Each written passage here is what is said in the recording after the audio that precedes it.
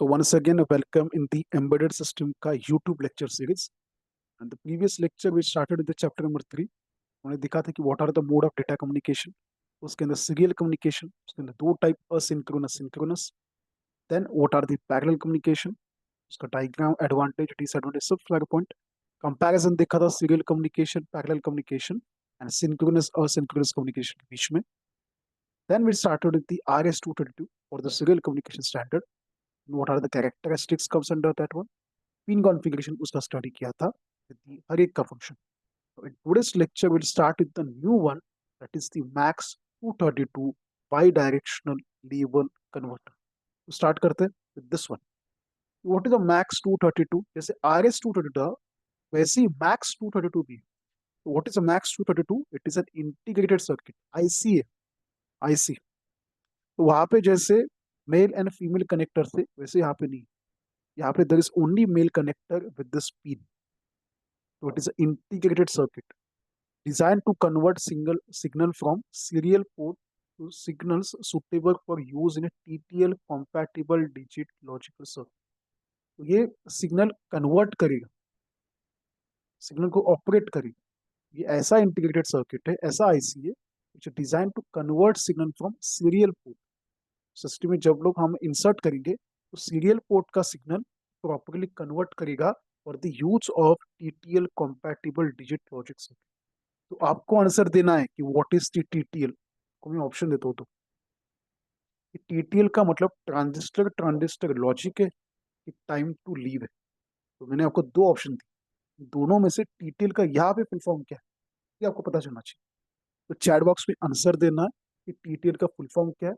जो आंसर देंगे, सही आंसर देंगे, उनका नाम नेक्स्ट लेक्चर में हम लोग लेने वाले.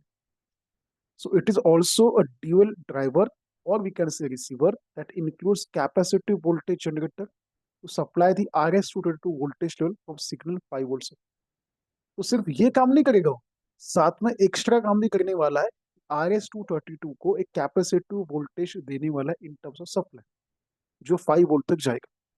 को डबल काम किया, दूसरे को भी खाना देने वाला है, खुद का खाना खुद जनरेट करेगा इसके साथ. तो RS-232 को अगेन कुछ ना कुछ सप्लाई देने वाला है. It is widely used in serial communication system to ensure that signal levels are compatible between RS-232 and TTL logic.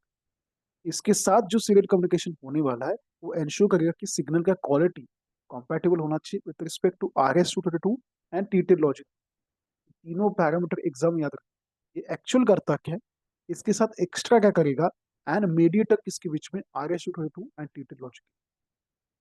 Then what are the characteristic क्या, इसका जब सब पिन कॉन्फ़िगरेशन है ना, नेक्स्ट लेक्चर में लोग स्टडी करेंगे इन डिटेल. जैसे RS-232 स्टडी किया था इन डिटेल वैसे इसका पिन कॉन्फ़िगरेशन नेक्स्ट इसमें करेंगे. Few point, what are the features comes under the MAX 232. Voltage conversion ने बोला था कि वोल्टेज कन्वर्ट करता है. RS-232 को सप्लाई देने वाला है, it converts the RS-232 voltage level to TTL voltage level and the vice versa. तो RS to TTL and TTL to RS ऐसे conversion up to how much, up to 5 volt.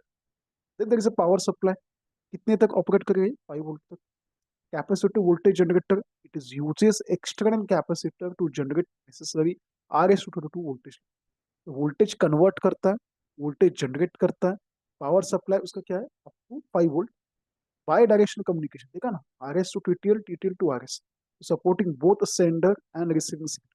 इसलिए इसको dual driver बोलते हैं. And low power consumption, ज्यादा power consume करेगा नहीं, कम से कम में काम करेगा. Also suitable for making the battery power devices. ऐसे बहुत सारी लिस्ट है, एग्जाम में कोई भी 2-3 पॉइंट दिखा तो भी चलेगा, लेकिन मैंने मेरे साइड से 5 का पॉइंट. कभी एग्जाम पूछा what is a max 232 by direction dual converter, तो इसका जो 3 पॉइंट प्रीवियस स्लाइड पे देखा वो एंड ये फीचर सबको लिख. अगेन डायग्राम बना सकते हो, पिन कॉन्फ़िगरेशन बना सकते हो. We should